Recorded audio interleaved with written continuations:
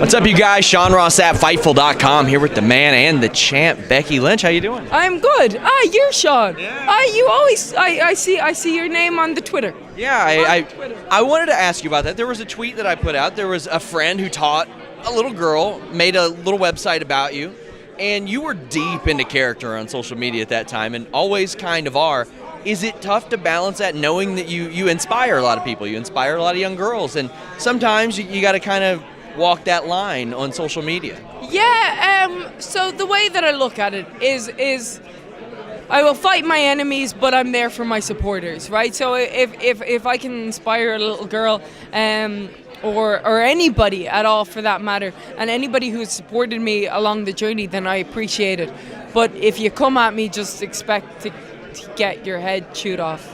Have there been a lot of hurt feelings among coworkers backstage? Because I noticed your bio, nothing but work gets done here. Nothing but work gets done here. I'm sure. But look, if anybody realizes what I'm doing, I think they would send me a bouquet of flowers, because I'm trying to get people interested. I'm trying to get people to care more than they've cared about women's wrestling in decades or ever. And that's what I'm doing. And if I have to step outside the lines every now and again to get that done, if people can understand that, then that's great. Then let's all make more money. Then let's all be the main event of WrestleMania. Or we can go back to sitting in the back, brushing each other's hair, supporting each other, talking about how great we are, and oh, look, isn't this wonderful? We're in the fight business. This is the conflict business. It's all about conflict. We're selling conflict. People need to understand that. And I'm going to be standing out there ready to fight anybody at any time.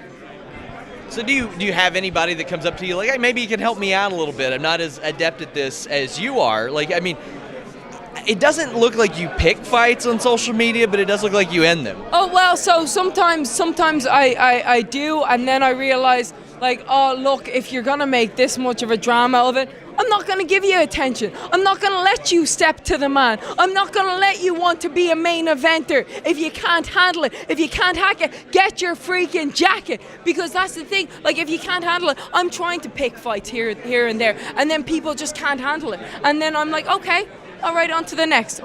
Who else wants to make money with me? Who else wants to make money with the champ?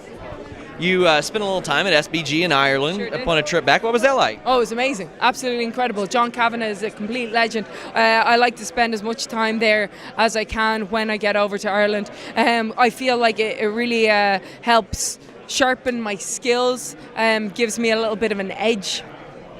When Ronda Rousey said, your armbar doesn't work, and I mean, it does. I think we saw in an MMA fight a few weeks later, somebody won with my move. She won a fight with a modified version of that armbar against Kat Zingano. I mean, it was switched up a little bit.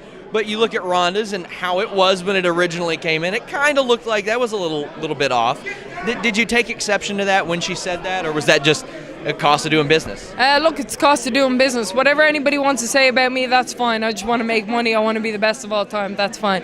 At the end of the day, I beat her and she left the company. And we haven't seen her since. So who's doing better?